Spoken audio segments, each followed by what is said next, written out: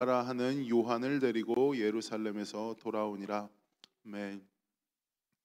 오늘 사도행전 12장 13절부터 25절을 살펴보게 되면 두 가지 사건이 크게 일어납니다. 하나는 무엇이냐 하면 베드로가 감옥에서 풀려 나와서 그의 믿음의 동료들에게 돌아가는 장면이고, 둘째는 이 헤롯 왕이 죽게 되어지는 장면입니다.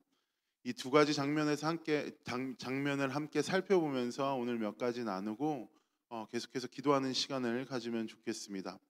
우리가 먼저 살펴보기를 원하는 것은 헤롯 왕이 죽는 장면입니다. 헤롯이 죽는 장면의 표현을 우리가 살펴보면 23절 끝에 보니까 벌레에게 먹혀 죽었다라는 표현이 나옵니다. 우리가 흔히 사람이 죽었다 안 죽었다라고 그러니까 사람이 죽은 모습을 보고 이야기할 때 어르신들이 이야기할 때 그 죽음은 호상이었다, 호상이 아니었다 이렇게 이야기하시는 것을 볼 수 있는데, 이 헤롯의 죽음을 보면 호상은 아니었었던 것 같아요. 죽었던 모습이 굉장히 비참했었던 것 같고, 벌레에게 먹혀 죽었다라는 표현을 살펴보면 굉장히 끔찍한 죽음인 것을 우리는 알 수 있습니다.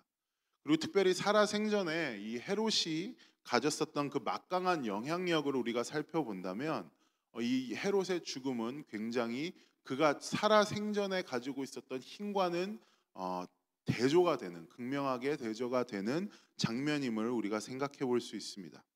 헤롯이 가진 힘이 어떠했는지는 오늘 본문을 통해서도 굉장히 잘 나옵니다.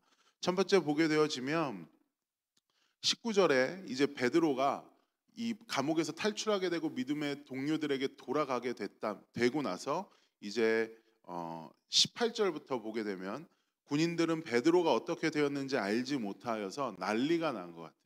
난리가 나고 나서 이 헤롯이 했었던 지침이 무엇이냐면, 그리고 그 사람들에게 했었던 행동이 무엇이냐면, 그 파수꾼들에게 했었던 행동이 무엇이냐면 그들을 신문하고 죽여버립니다.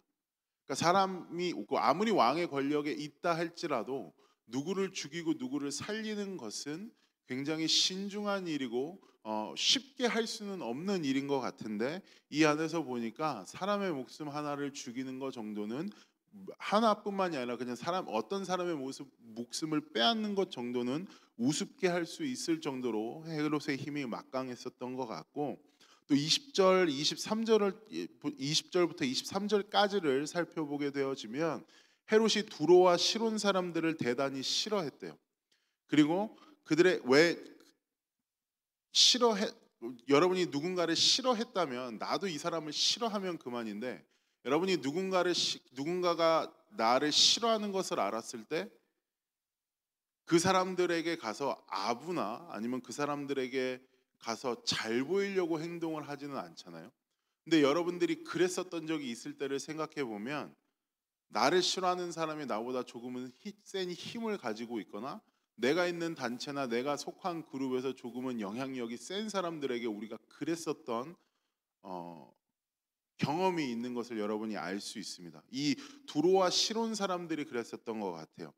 이 두로와 시론이 어디냐면 예루살렘 위쪽에 있는, 지금으로 치면 레바논 지역에 사는 사람들이었는데, 이 사람들은 이 예루살렘에서 나오는 그 곡식을 먹고 있었습니다. 그러니까 이 예루살렘에서 어떠한 무역 관계로 인해서 이 레바논 지역에 이들이 가지고 있는 양식을 수출하거나 이런 입장에 있었던 것 같은데, 헤롯이 이 사람들을 싫어해서 이 두로와 시론 사람들에게 그 양식을 주지 않을 것 같으니까, 이 두로와 시돈 사람들이 헤롯에게 나와서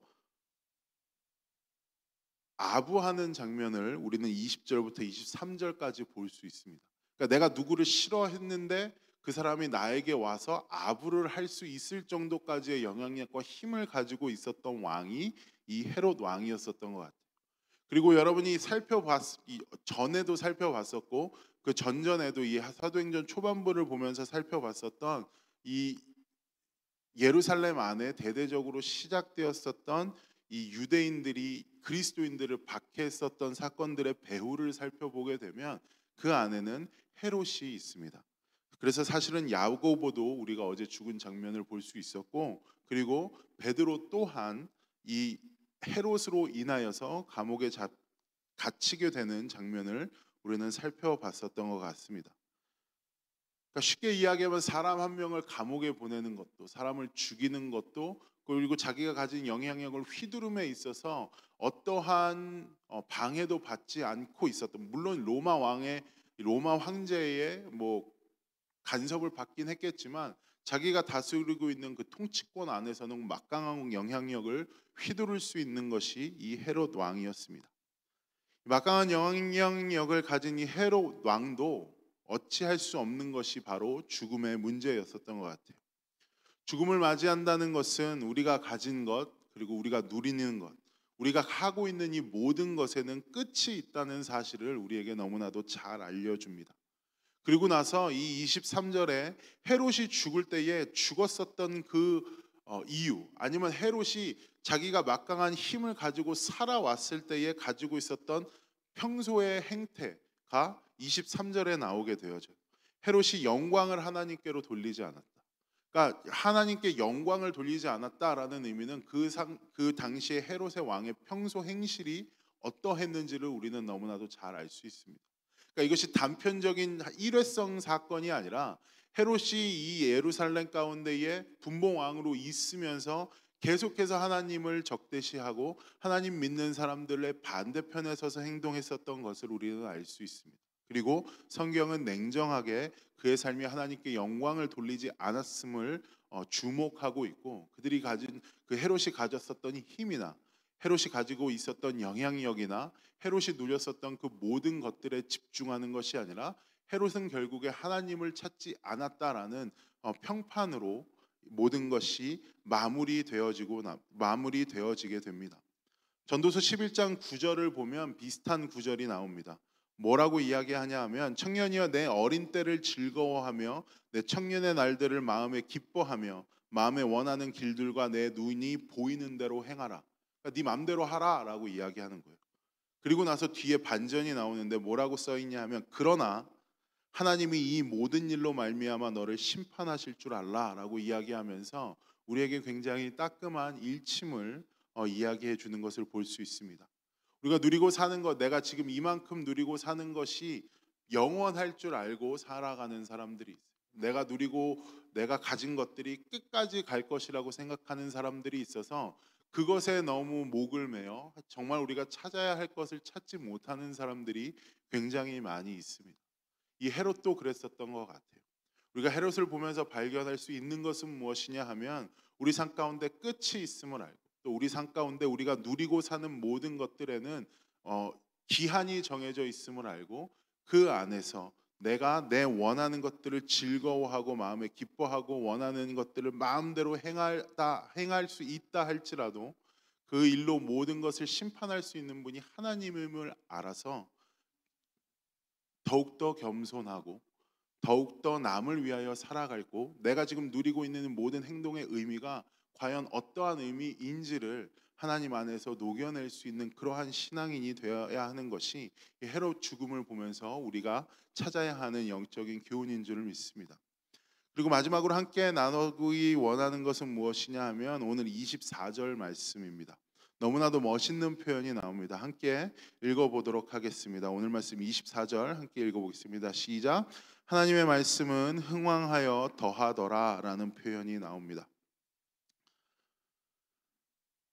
흥왕하여 더했다라는 표현을 이 세번역 성경으로 살펴보게 되면, 이 흥왕했다라는 표현이 점점 더 널리 퍼지고 더하였다라는 표현은 믿는 사람이 많아졌다라는 표현으로 될 수 있습니다. 하나님의 말씀이 흥왕하고 더하여졌대요. 근데 여러분, 이 하나님의 말씀이 점점점 흥하여지고 더하여지는 이 시대를 여러분이 살펴보게 되면, 아니면 오늘 말씀에 나온 이 단적인 예들로만 우리가 살펴보게 되어지면 그럴 수 없는 조건들이 너무나도 많습니다. 첫째는 무엇이냐면, 베드로가, 여러분 어제 무엇을 살펴봤습니까? 베드로가 감옥에 잡혀가게 되니까 베드로의 그 믿음의 동료들이 베드로가 살아 돌아오기를, 베드로가 감옥에서 나오게 될 수 있기를 간절히 기도하는 장면들을 우리가 살펴봤어요. 그럼 기도한다는 것은 믿고 구한다라는 의미인데 베드로가 정작 살아 돌아오니까 지금 이 로데가 베드로가 지금 돌아온 것을 먼저 발견하잖아요. 이 어린 여자아이가 어린 여자애가 먼저 발견해서 그 얘기를 하는 것을 보고 그 로데에게 너 미쳤구나라고 이야기를 합니다. 지금 자기들이 기도하고 있으면서도 그 기도 응답이 이루어졌을 때 우리 기도가 이루어지지 않았음을 지금 얘기해 주는 거예요. 믿지 못하는 거예요. 하나님이 일하고 계심조차도 지금 자기들이 기도하고 있으면서 깨닫지 못하는 장면이 이 장면에 나오게 되어집니다. 그리고 그리스도인들 자체가 지금 사회적인 약자로 너무나도 큰 박해를 당하고 있어요. 복음이 전하여질 수 없고 신앙생활하기가 힘든 상태임을 우리는 이 사도행전 12장 오늘 본문만 봐도 알 수 있습니다. 예수 믿는다 하면 목숨이 날아가는 시대고 예수 믿는다 하면 감옥에 잡혀 들어갈 수 있는 시대였음에도 불구하고 오늘 말씀을 보니까 하나님의 말씀은 흥왕하여 더했대요. 그러면 예수님을 믿는 사람이라도 뭔가 좀 비장하고 엄청나게 뛰어난 사람들임을 우리가 안다면 그래 이런 상황 속에서도 굉장히 힘을 냈고 이런 상황 가운데에서도 이 사람들은 믿음의 사람들이었기에 잘 버텼구나라고 우리가 이해할 수 있지만 지금 자기들이 기도하고 있는 것이 응답된 줄도 모르고 지금 이 기쁜 소식을 전하는 사람들에게 처음엔 미쳤다 이 여자아이에게 미쳤다 이야기하고 이 여자아이조차도 이 여자에게 이야기하는 것이 그거 베드로의 천사다라고 이야기하는 어처구니 없는 장면을 볼 수 있습니다. 여러분 솔직히 생각해서 이런 상황 가운데서 하나님의 말씀이 흥왕하고 하나님의 말씀이 더하여질 수 있겠습니까? 아니면 그 예수 그리스도를 믿는다는 사람들이 늘어날 수 있겠습니까? 인간적인 생각으로 생각해 봤을 때는 없는 것 같아요. 인간적인 마음으로 봤을 때 하나님의 말씀은 흥왕하는 것이 아니라 쇠퇴해야 되는 것이 맞고 믿는 사람들이 더하여지는 것이 아니라 점점점 감소하여야 되는 것이 맞는데 굉장히 역설적이게도 모든 것이 우리의 생각대로 될 수 없는 시기였고 상황이었음에도 불구하고 성경은 하나님의 말씀은 흥왕하여 갔고 하나님의 말씀은 더하여졌다라는 것에 포커스를 두고 있습니다. 이 말씀, 이 시대적인 배경이 우리에게 소망이 되는 것 같아요. 우리의 개개인적인 모습을 하나하나 살펴보면 지금 이 사도행전 12장에 나와 있는 이 초대교회 성도들과 다를 것이 없습니다. 여전히 하나님께 기도하고 있지만 의심하고 하나님을 믿는다고 이야기하지만 우리가 이 세상을 살아가는 삶의 실력은 형편이 없고 그러함에도 소망이 되는 것은 무엇이냐 하면 하나님의 그 능력의 말씀이 우리 같은 사람을 통하여서도 흥왕할 수 있고 우리 같은 사람을 통하여서도 더하여질 수 있다라는 사실입니다. 그러니 하나님께서 일하시는 것이 맞아요. 하나님께서 사람을 통하여 일하시는 것이지 사람이 하나님의 말씀을 통하여 일하는 것이 아닙니다. 우리가 이 세상을 살아갈 때에 아니면 그냥 짧게 이 하루를 살아갈 때에 우리를 통하여 일하시는 그 하나님의 능력을 통하여 살아가셨으면 좋겠어요. 우리 암 가운데 장애물이 있다 할지라도 아니면 내가 내 약함이 보이고 나의 연약함이 계속해서 드러나고 내가 계속해서 죄 가운데 노출이 될 수 없는 나약한 사람임을 깨닫는다 할지라도 나에겐 소망이 없구나라고 계속해서 이야기된다 할지라도 여러분 오늘 말씀 24절을 꼭 기억하셨으면 좋겠습니다. 하나님의 말씀은 흥왕하여 더하여질 수 있습니다. 나의 어떤과 상관없이 하나님의 말씀은 언제든 흥왕할 수 있고 언제든 더하여질 수 있음을 알고 그 하나님의 말씀이 오늘 나를 통하여 마음껏 일할 수 있도록 우리의 삶을 하나님께 맡겨드릴 수 있는 그래서 우리가 방금 찬양에서 고백한 것처럼 예수 믿는 것은 받은 증거가 많은 것을 우리의 눈으로 발견하는 이러한 하루를 살아가는 우리가 되기를 소망합니다. 제가 기도하겠습니다. 사랑과 은혜의 주님, 오늘 말씀을 통하여서 우리가 정말 이 시대를 살아감에 있어서 어떠한 마음과 어떠한 마음 자세로 살아가야 하는지를 다시 한번 깨닫게 하여 주심을 감사드리며 나아갑니다. 헤롯 왕의 죽음을 보며 우리가 가진 것에는 끝이 있고 우리가 누리고 사는 모든 것에든 제한된 시간이 있음을 믿습니다. 우리가 그 안에서 우리가 진정 바라봐야 할 것은 영원하신 하나님의 사랑이며 영원하신 그 하나님의 말씀인 줄 우리가 깨닫습니다. 우리의 어떠함과 상관없이 우리가 약하고 나약하다 할지라도 하나님의 말씀은 흥왕할 수 있고 하나님의 말씀은 더하여질 수 있다는 그 사실을 알아서 나의 힘으로 살아가는 것이 아니라 오늘 하루 주님의 그 힘에, 주님의 말씀 가운데 우리를 향하신 그 주님의 사랑 가운데 의지하며 주님이 살아계심을 날로 매 순간순간마다 발견할 수 있는 귀하고 복된 우리 영혼들 되어줄 수 있도록 주님 함께하여 주시옵소서. 감사드리며 모든 말씀 우리를 구원하신 예수님 이름으로 기도했습니다. 아멘. 하늘의